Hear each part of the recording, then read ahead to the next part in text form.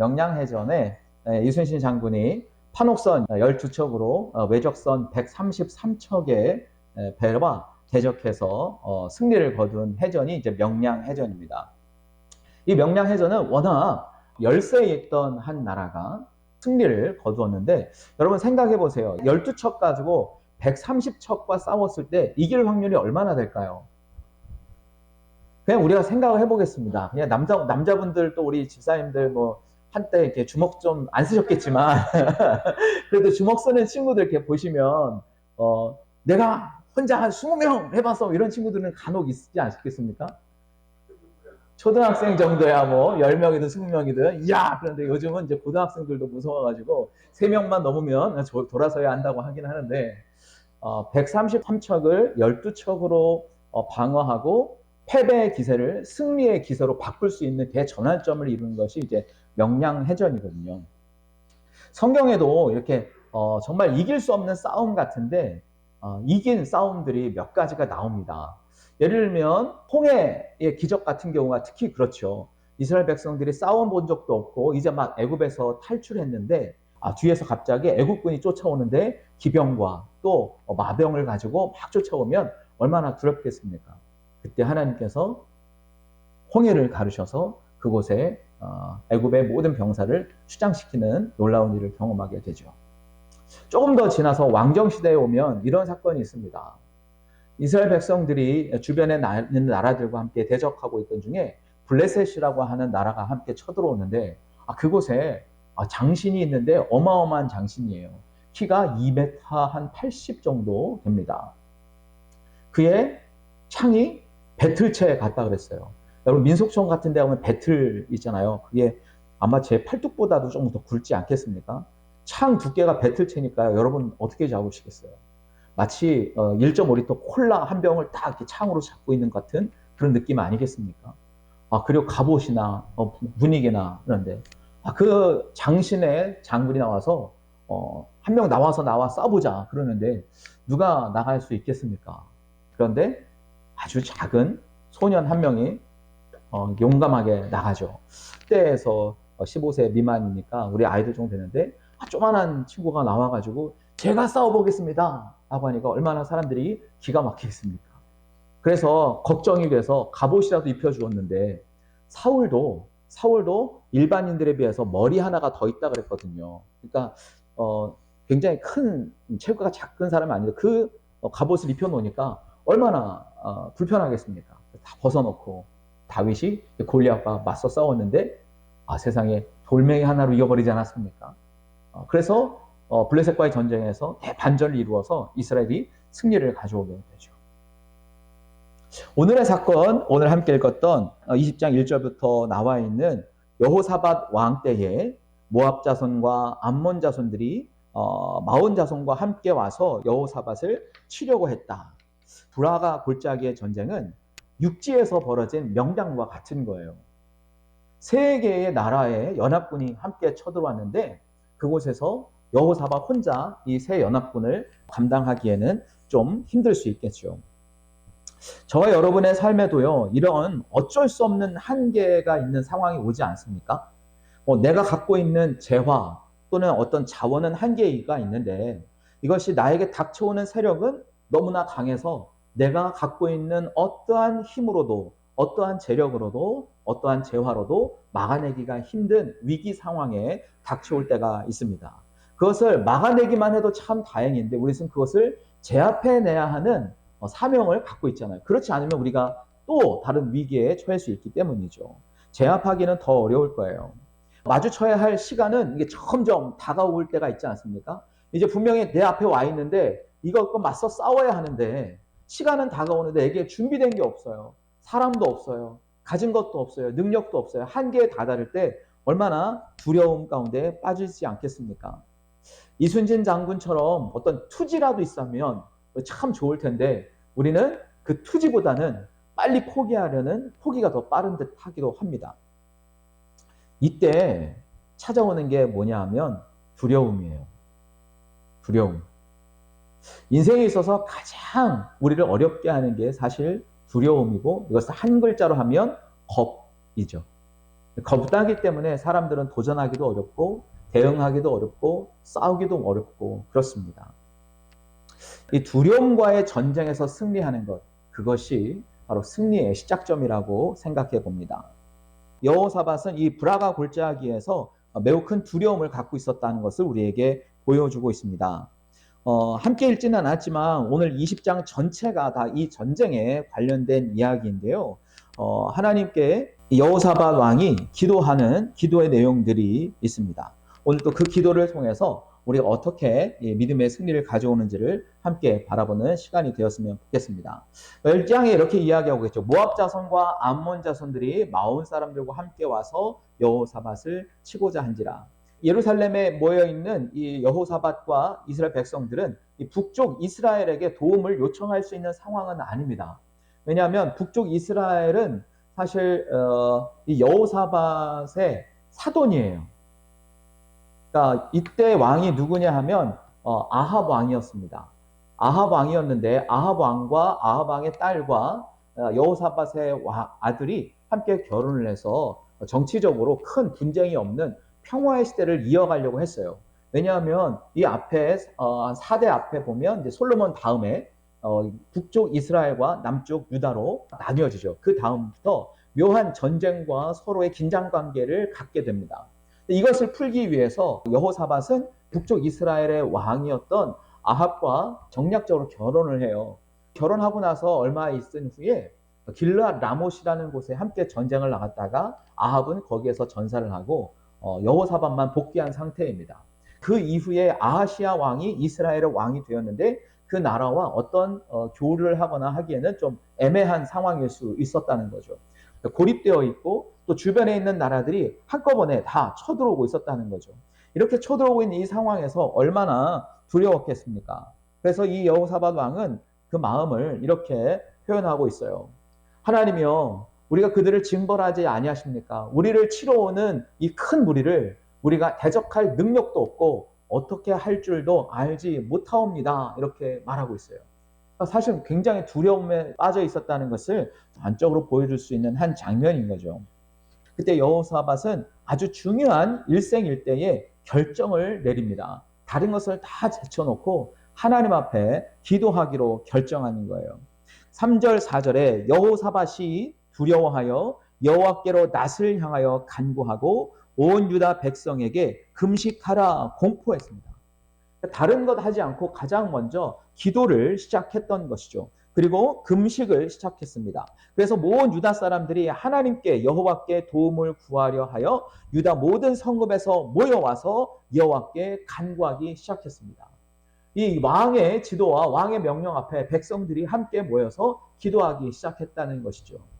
여러분, 위기가 닥쳐왔을 때, 저와 여러분의 한계를 만났을 때 우리는 다른 것보다도 먼저 기도의 방법을 선택하는 지혜가 있기를 원합니다.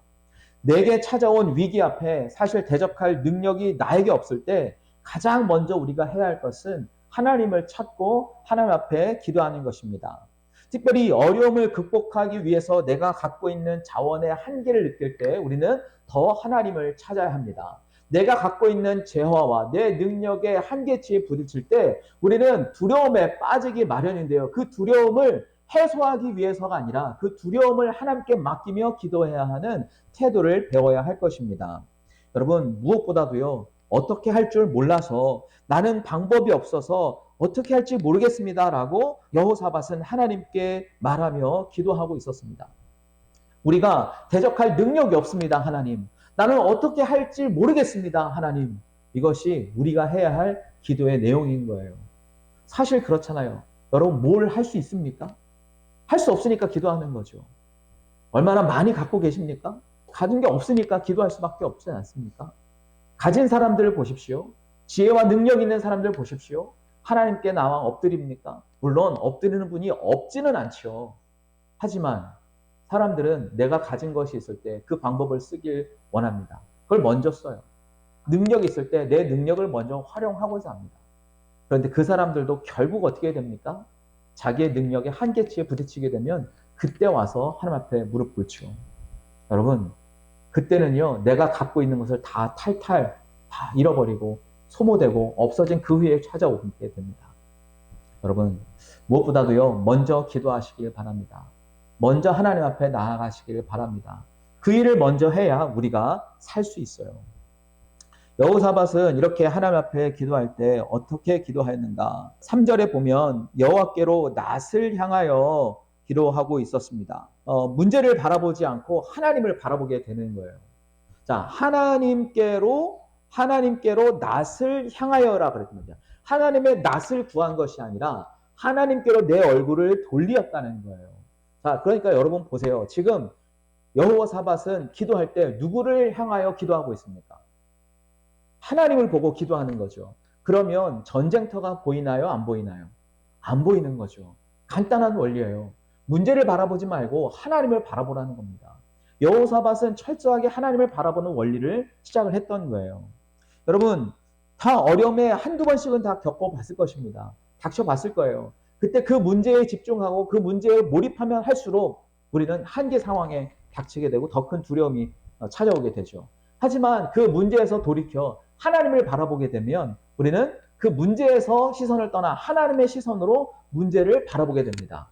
하나님의 능력을 통해서 반사되는 일을 통해서 마치 거울을 통해서 그 문제를 바라보듯 하나님을 통해서 그 문제를 바라보게 되면 우리의 능력치가 아니라 하나님의 능력치로 바라보게 되니까 문제에 대한 두려움이 사라지게 되는 거예요.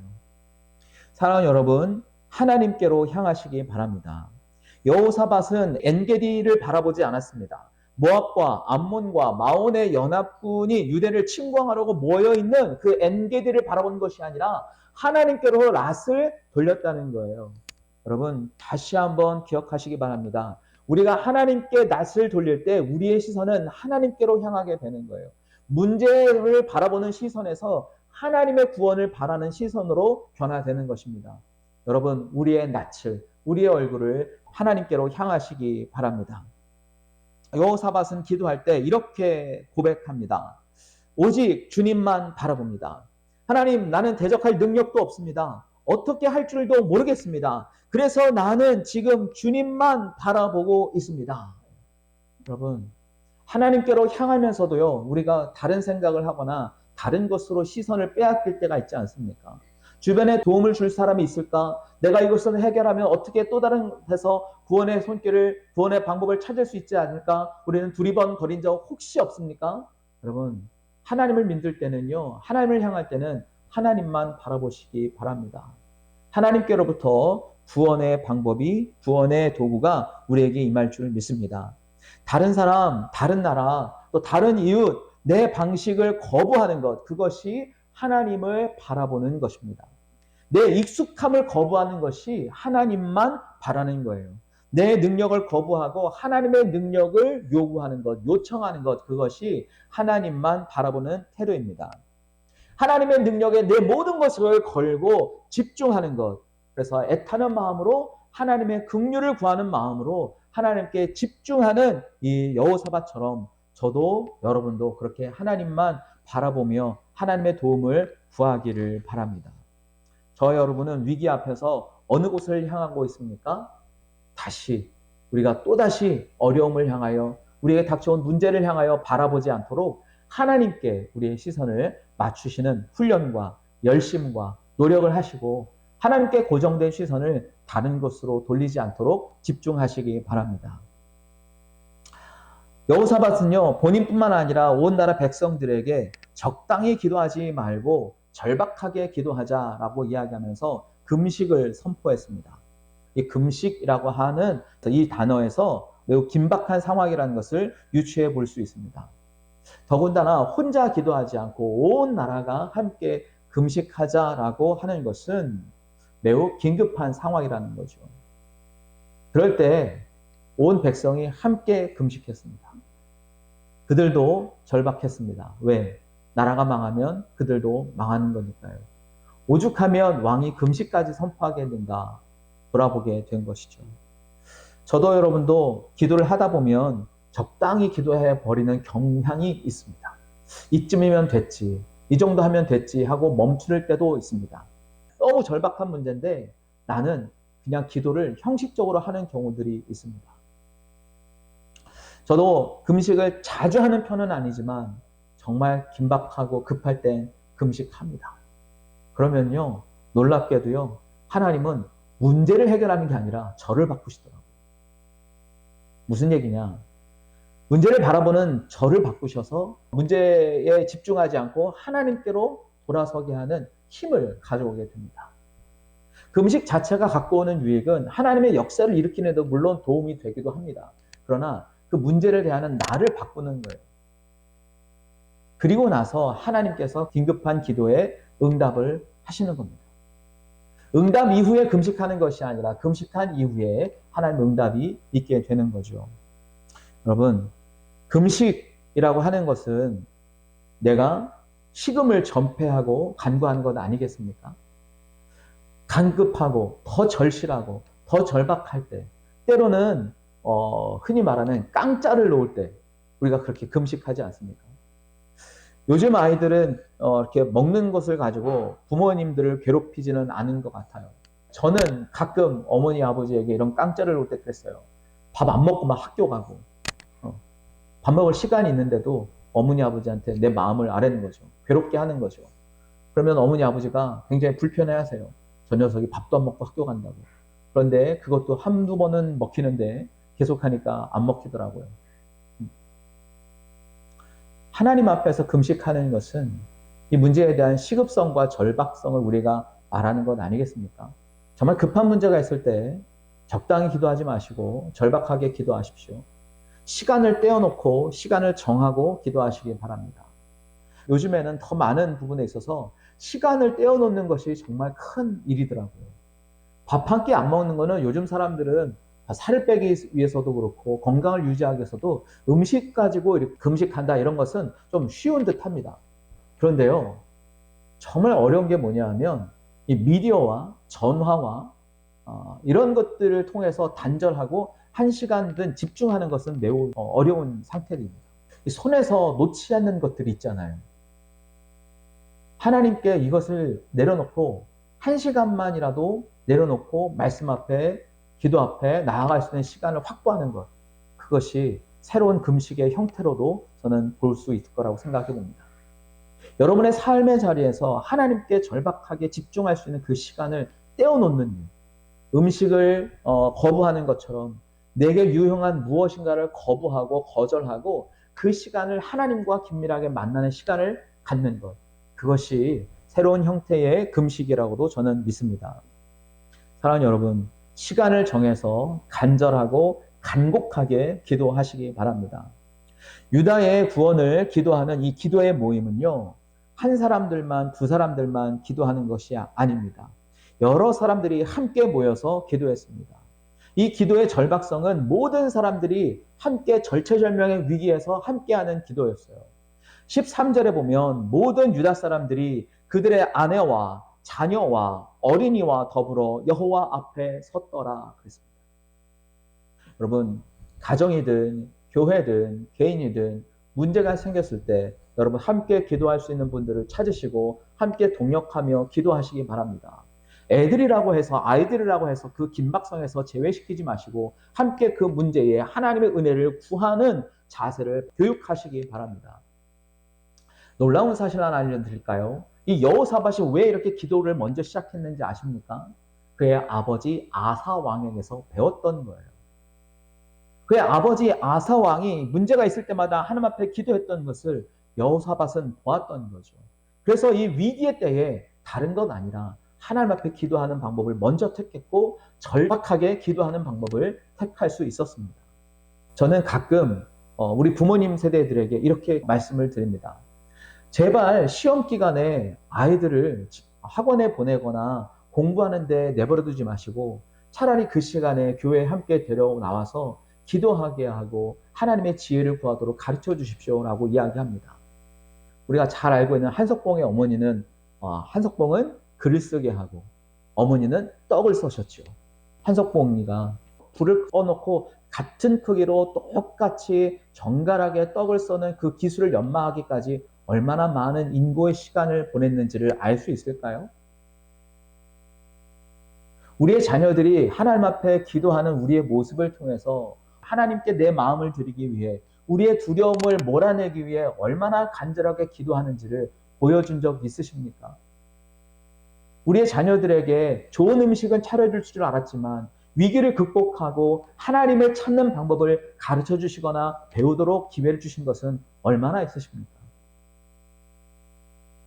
저희 가정에도 어려움이 있었어요. 저희 아버님께서 사업을 하시다가 잠깐 어려운 지경에 빠져서 다 모든 것을 잃어버릴 때가 되었습니다. 다행히 어린 시절은 아니었고 제가 성장한 이후에 청년 시대 때 그렇기 때문에 어렸을 때 당한 것은 아니니까. 그럼에도 불구하고 저에게는 인생 최고의 아픔의 시간이었어요. 근데 제가 어떻게 견딜 수 있었을까요? 평소에 저희 어머니가 기도하셨던 그 모습을 보고 기도하기 시작했습니다. 사람들을 만나러 물론 다니기도 해야겠지만 가장 먼저 저는 기도원으로 달려갔습니다.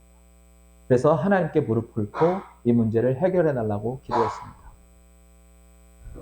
그렇게 할 수 있었던 것은 저희 어머니가 제 유년 시절부터 항상 기도하는 모습을 보여왔기 때문입니다. 그리고 그 현장에 저를 항상 데리고 가셨어요.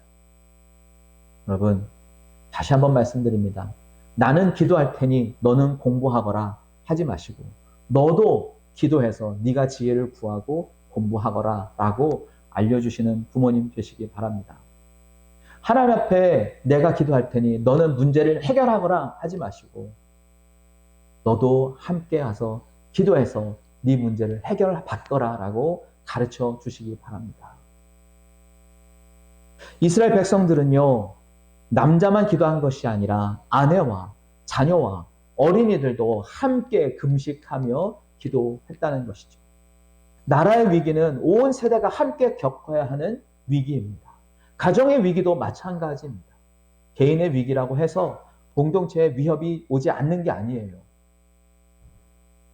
여러분, 한 사람 한 사람의 문제가 우리 교회 공동체의 문제가 될 수 있듯 모든 문제는 함께 끌어안고 기도해야 하는 것입니다. 여러분, 절박한 기도는 주변의 도움을 구하고 온 세대가 함께 기도하게 되어 있습니다. 그래서요, 여러분의 가정에서도 가족들이 함께 금식하며 절박하게 문제 앞에 맞서시기를 바랍니다. 하나님의 도움을 구하시기 바랍니다. 그때 하나님은 기도에 응답하십니다. 우리가 읽지는 않았지만 6절, 7절, 8절, 9절 이 내용들을 쭉 가만히 요약해보면 이렇습니다. 여호사밧은 창조의 하나님의 능력을 믿고 기도했습니다. 또 하나님을 맞설 자가 없는 권세와 능력을 구하면서 기도했습니다. 하나님의 능력을 감히 누가 맞설 수가 없는 거죠. 그리고 무엇보다도 지금 이 땅에 살고 있는 우리는 하나님께서 아브라함에게 약속한 그 약속이 이루어진 땅에 우리는 살고 있습니다. 하나님 이 약속으로 아브라함에게 주셨는데 그 약속이 지금 깨질 위험에 있습니다. 하나님 그러니까 우리를 도와주십시오라고 하나님의 약속을 붙들고 기도했어요. 더 놀라운 건요, 지금 성전 앞에서 함께 모여서 기도하고 있는데요, 이 성전 앞에서 기도할 때 솔로몬에게 약속하셨던 하나님의 약속을 꺼내어 들고 기도합니다. 우리에게 전쟁이 일어납니까? 하나님, 우리가 그때 성전 앞에 와서 기도할 때 하나님 우리를 구원해 주십시오. 하나님 이 땅에 전염병이 퍼집니까? 우리가 하나님 앞에 나와 기도할 때 그 전염병에서 우리를 구원하여 주십시오. 하나님 이 땅에 기근이 찾아오고 비가 오지 않을 때 우리가 하나님 앞에 나와서 기도하면, 이 성전에서 기도하면 하나님 비를 내려주셔서 우리를 구원해 주십시오 라고 하는 그 기도, 그때 하나님께서 그 기도에 어떻게 응답하셨는가? 너희가 내 앞에 와서 기도하면 내가 들어주리라, 내가 해결해 주리라 하셨던 약속이 있지 않습니까? 하면서 성전 앞에서 약속하셨던 그 하나님의 약속을 붙들고 기도하는 거예요. 내가 기도하면 내가 들어줄 것이라고 하는 그 약속이 있기 때문에 우리는 기도하는 것 아니겠습니까? 그것이 우리의 기도하는 사이에 우리 안에 명확한 사실로 다가올 때 우리는 분명한 약속을 성취해내게 되는 것이죠. 아니나 다를까요? 하나님께서 온 중심을 다해 온 백성 정체가 하나님 앞에 기도하며 구할 때 하나님은 응답하셨습니다. 명확한 하나님의 말씀으로 응답하셨습니다. 역대하 20장 15절 말씀 우리 같이 함께 읽어보겠습니다. 야하시엘이 이르러에 온 유다와 예루살렘 주민과 여호사밧 왕이여 들을지어다. 여호와께서 이같이 너희에게 말씀하시기를 너희는 이 큰 무리로 말미암아 두려워하거나 놀라지 말라. 이 전쟁은 너희에게 속한 것이 아니요 하나님께 속한 것이니라 얘기하십니다. 여러분, 대적할 능력도 없고 어떻게 할지도 몰라서 오직 하나님만 바라보았을 때, 하나님 앞에 기도했을 때 하나님은 이들에게 뭐라고 얘기하시냐? 두려워하지 말라 얘기하십니다. 그들의 마음 가운데 두려움을 사라지게 하십니다. 그리고 이 위험한 이 절체절명의 상황을 그들의 문제가 아니라 하나님의 문제로 가져가십니다. 이 전쟁은 너희에게 속한 것이 아니라 나에게 속한 것이다. 하나님 그 문제를 가져가는 거예요. 어린아이가 문제가 생겨서 돌봐달라고 하거나 고쳐달라고 하거나 해결해달라고 할 때 그 문제가 아이가 해결할 수 있도록 도와주는 것도 물론 필요하겠죠. 그런데 그 아이가 절대 감당할 수 없는 문제를 닥쳤을 때 그 문제는 누가 해결해 줍니까? 아버지나 어머니가 그 문제를 가져와서 해결해 줍니다. 하나님께서 지금 이들이 닥쳐있는 이 여호사밧과 이스라엘이 닥친 상황은 그들이 해결할 수 있는 문제가 아니라는 것 알고 있기 때문에 하나님 앞에 도움을 구했을 때 하나님은 그 일에 대해 명확하게 얘기하시는 거예요. 이 전쟁은 너에게 속한 것이 아니라 내가 속한 것이다. 이제는 이 전쟁은 내가 가져가겠다. 이야기하십니다. 더 놀라운 이야기가 그 다음에 있어요. 16절 함께 읽어보겠습니다. 내일 너희는 그들에게로 내려가라. 그들이 시스 고개로 올라올 때 너희가 골짜기 어귀 여루엘 들 앞에서 그들을 만나려니와. 17절 이 전쟁에는 너희가 싸울 것이 없나니 대열을 이루고 서서 너희와 함께한 여호와가 구원하시는 것을 보라 말씀하셨습니다. 너희는 나가서 싸우라고 하시는 거예요? 아니요. 가라는 거예요. 문제와 맞서라는 거예요. 문제 앞에 서라는 거예요. 문제와 직면하라는 거예요. 하지만 너희는 할 게 없다는 거예요. 누가 하니까? 하나님이 하십니까? 그래서 너희는 내가 어떻게 하는지를 오히려 목격하라는 거죠. 가끔 저희 아이들이 뭔가 고장이 나거나 틀어지거나 또 문제가 생겼을 때 저에게 찾아옵니다. 그러면 제가 얘기하죠. 아빠가 하는 걸 잘 봐. 고쳐줄게. 만져줄게. 해결해줄게. 그러면 그 문제를 제가 가져와서 제 힘으로 해결을 하는 거죠. 아이는 아무것도 하잖아요. 다만 그 현장을 목격하고 보게 됩니다. 여러분, 하나님이 그 장면을 그대로 이뤄내시는 거예요. 문제 앞에 우리를 바라볼 수 있도록 하게 하십니다. 문제를 피해서 도망가게 하시는 게 아니에요. 문제 앞에 서게 하세요. 다만 우리는 하나님이 하시는 일을 목격하는 은혜를 주시는 겁니다. 놀랍지 않습니까? 얘기하시는 거예요. 너희는 싸울 것이 없어. 왜? 이건 내 싸움이니까. 오히려 너희는 대열을 이루고 서서 너희와 함께한 여호와가 구원하시는 것을 보라 이야기하시는 거예요. 이 말씀이 저와 여러분에게 임하기를 바랍니다. 오늘 이 말씀 붙드시기를 바랍니다. 그래서 하나님께서 우리를 위해 싸우시는 그 일들을 함께 목격하는 저와 여러분 되기를 바랍니다. 일반적으로 그래도 전쟁에 나가려고 한다면 대체적으로 군인들을 맨 앞장에 서게 하겠죠. 그렇지 않겠습니까? 적진을 향해서 갈 때 혹시라도 모를 위험을 대비하기 위해서 그래도 군사들을 앞에 세우고 나머지 백성들이 뒤에서 이제 도움을 요청하거나 할 때 뒤에서 뒷심을 발휘할 수 있도록 배후에 진을 칠 수 있게 되겠죠. 제가 금식 기도를 한다고 해서 문제가 해결된 게 아니더라고요. 나는 기도원에서 나와서 여전히 그 문제 앞에 서야 해요. 커다란 문제가 있어요. 내가 해결할 수 있는 문제는 아니에요. 그런데 그 문제에 맞서 설 때 제 마음 안에는 하나님이 함께 계시다는 것이 있기 때문에 그전보다는 좀 덜 두렵게 맞섭니다. 마찬가지로 이스라엘 백성들도 하나님께서 맞서라고 그들과 대응하라고 그들 앞에 나아가라고 해서 그들 향해 나아가지만 실제 이 사람들의 마음은 어땠을까요? 여전히 그들 앞에 대오를 갖추고 서 있는 이 연합군들이 보일 거라는 거예요. 그들이 서 있는 골짜기가 보일 거라는 거예요. 그들을 향해서 한 걸음 한 걸음 나아갈 때 일촉즉발의 위기는 점점 더 가까워오고 있다고요. 시간이 다가오고 대전 앞에 다가오고 누군가 만약에 돌이라도 하나 먼저 던지면 바로 전쟁이 일어날 것 같은 그런 상황에서 얼마나 긴장감이 돌겠습니까? 그때 여호사밧은 굉장히 놀라운 전술을 피는데요. 찬양대를 앞에 세우는 거예요. 21절에 보면 백성과 더불어 의논하고 노래하는 자들을 택하여 거룩한 예복을 입히고 군대 앞에서 행진하며 여호와를 찬송하여 이르기를 여호와께 감사하세 그의 인자하심이 영원하도다 하게 하였더니 그랬어요. 그러니까 찬양대를 앞에 세우고 이 찬양대가 어떤 노래를 부르게 하느냐 하면 여호와께 감사하세라는 거예요. 여러분 감사 어떨 때 우리는 감사합니까? 좋은 일이 생겼을 때, 문제가 해결됐을 때, 그렇죠? 원하는 기도가 응답이 되었을 때 감사합니다. 일반적인 경우는 그렇죠. 근데 지금 전쟁이 끝났습니까? 아니요. 시작도 안 했어요. 그런데 감사하세요. 이미 이루어진 일처럼 바라보는 믿음으로 고백하고 선포하는 것. 그것이 찬양의 힘이더라고요.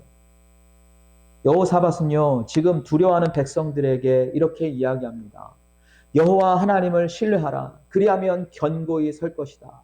그의 선지자들을 신뢰하라. 그리하면 형통하리라 라고 계속 배우에서 소리치면서 하나님을 신뢰하라고, 하나님을 믿으라고, 하나님께서 하신 모든 말씀을 믿으라고 이야기합니다. 그리고 나서 그들의 믿음을 더 북돋기 위해서 찬양대를 세워서 마치 지금 전쟁이 끝난 것처럼 승전가를 울리고 돌아오는 사람들처럼 그 앞에 최전선에 찬양대를 세우고 이렇게 고백하는 거죠.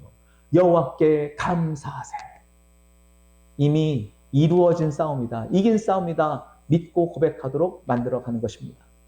여러분, 저와 여러분의 찬양에 실리는 우리의 마음과 고백이 이 고백이 되어야 할 줄 믿습니다. 눈앞에 여전히 현실은 막막할 수 있어요. 하지만 이 일을 해결하신 하나님의 능력을 바라보며 감사로 문제 앞에 선언하며 나아가시길 바랍니다. 감사를 고백하시기 바랍니다. 찬양 안에 감사를 담으시기를 바랍니다. 그러면 하나님께서 일하시는 거예요. 그 인자하심이 영원하도다. 하나님의 인자하심이 영원하도다. 시편에 기록된 모든 말씀을 통해서 우리가 하는 것은 지금 우리가 이렇게 감사할 수 있는 그 이유는 하나님의 인자가 영원하기 때문이다. 그 전에 있었던 그 하나님의 인자가 지금도 있고 앞으로도 있을 것이다라고 하는 믿음의 고백. 그것이 우리의 찬양 안에 담길 때 놀라운 역사가 일어나게 되는 거죠. 백성들의 마음은 서서히 하나님을 향한 믿음과 신뢰가 차오르기 시작할 것입니다. 두려움에 가득 찼던 그들의 마음은 눈 녹듯이 사라지고 하나님을 향한 신뢰와 믿음과 감사 그리고 하나님의 인자에 대한 기대가 점점 더 차오르기 시작했을 것입니다. 문제 앞에 그 대오를 갖추어 서 있던 그 연합군들 앞에 나아가던 그들의 발걸음은 두려움 앞에서 조마조마했던 그들의 발걸음은 하나님을 향한 믿음과 신뢰가 차오르기 시작하면서부터 조금씩 힘찬 발걸음으로 전환되었을 것입니다. 변화되었을 것입니다. 그들의 발걸음은 점차 힘있는 발걸음이 되었을 거예요. 그 결과가 어떻게 되었는가? 역대하 20장 22절, 23절 함께 읽어봅니다. 시작.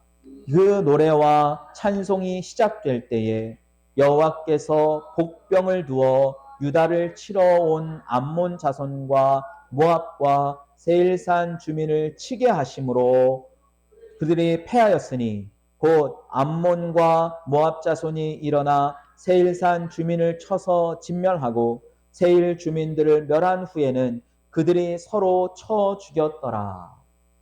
여러분, 언제 하나님의 역사가 일어났습니까? 그 노래와 찬송이 시작될 때, 그들의 믿음이 찬송을 통해서 발현될 때에 하나님의 역사가 일어나게 되었습니다. 여러분, 어려움에 닥치셨습니까? 기도하셨습니까? 이제 찬양하십시오. 연이어서 찬양하십시오. 찬양 안에 우리의 마음을 담아 노래하고 우리의 믿음을 담아 하나님을 높여드리십시오. 감사를 고백하십시오. 찬양이 시작될 때에 하나님께서 일하셨습니다. 우리가 믿음으로 감사하기 시작할 때, 감사의 찬양을 말하기 시작하고 고백하기 시작할 때 하나님께서는 일하셨습니다. 그런데 놀라운 거예요. 복병을 두셨어요. 사람들이 알 수 없도록 하나님은 숨겨두셨습니다.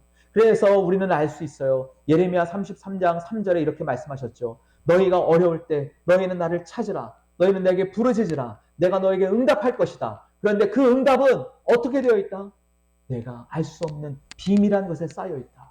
하나님이 복병을 숨겨놓았던 것을 우리는 발견할 수 없었어요. 그러나 하나님은 이들이 하나님 앞에 도움을 요청할 때 찬양하기 이전에 복병을 숨겨놓으셨습니다. 사람이 발견할 수 없는 크고 비밀한 것들로 그것에 두셨습니다. 더 놀라운 일은 그 문제를 일으켰던 모압과 모압 자손이 오히려 세일 사람, 마온 사람들을 치기 시작합니다. 스스로 자멸되었습니다. 이스라엘 백성들은 뭘 했나요? 전쟁에서 아무것도 안 했어요. 기도하고 찬양하고 목격했습니다. 여러분, 이런 승리의 삶을 차지하시기를 바랍니다. 기도하십시오. 정말 기도하십시오. 도움을 구하는 기도를 가장 먼저 시작하십시오. 그 다음에는 하나님의 영광을 찬양하시기 바랍니다. 미국에 노예 제도를 폐지하기 위해서 내부에 전쟁이 일어났죠. 남쪽과 북쪽의 전쟁이 일어났습니다. 남쪽은 목화 농사를 많이 짓던 곳이기 때문에 노예가 필요했었고, 북쪽은 아브라함 링컨과 그 사람들을 통해서 이 노예 제도를 폐지해야 된다는 이슈를 가지고 함께 분쟁이 일어났습니다. 안타깝게도 사람들은 이윤을 추구하다 보니까 남쪽에 있는 사람들이 훨씬 더 우세했습니다. 노예 제도를 찬성하는 쪽이 훨씬 더 전쟁에서 우위에 서 있게 되었습니다. 북쪽이 계속 열세가 되었었어요.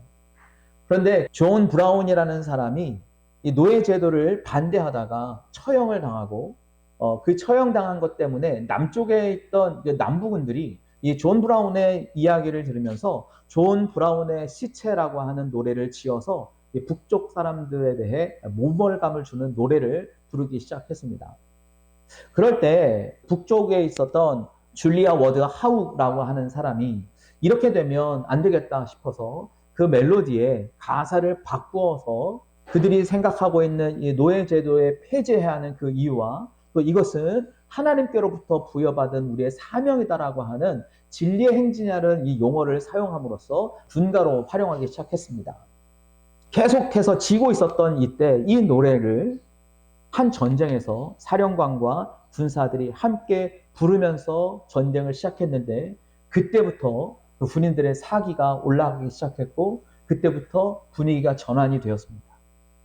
사람들 안에 이 일을 해결해야 하는 목적과 의미가 전달이 된 것이고 그 안에 자라나기 시작한 거죠.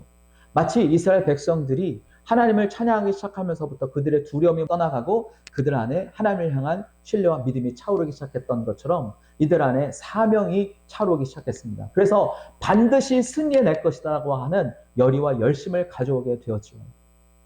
그 노래의 후렴구가 이렇습니다. 영광 영광 할렐루야 영광 영광 할렐루야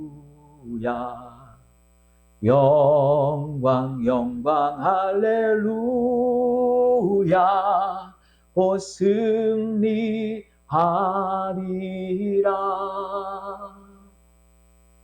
여러분 혹시라도 어려움에 있으십니까? 오늘 이 찬양을 통해서 우리 마음의 불안함과 두려움을 몰아내고 주께서 예비하신 감추어 놓은 그 승리를 믿음으로 바라보는 저와 여러분 되었으면 좋겠습니다.